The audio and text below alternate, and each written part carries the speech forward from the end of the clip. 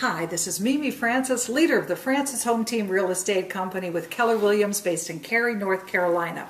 Hey, I've got a little information today for home buyers that might be of interest to home sellers as well. You see, I recently had a very talented young agent named Haley join my team to assist with buyers.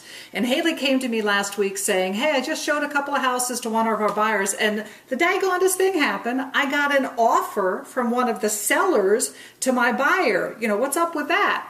So that's called a reverse offer. They're not used tremendously frequently in the triangle area, but a reverse offer would be where a seller says, hey, it looks like that buyer liked my house. I'm going to make the first overture to them.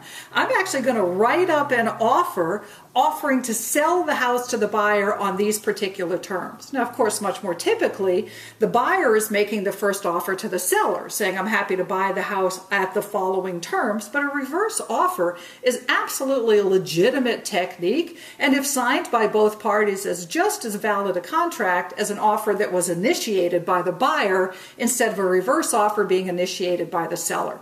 Now, it's not a technique that's used a great deal in our area. It's one that I would use in selected circumstances for my sellers.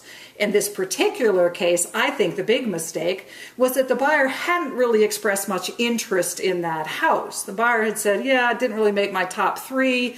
Thanks for showing. Maybe we'll consider it again in the future.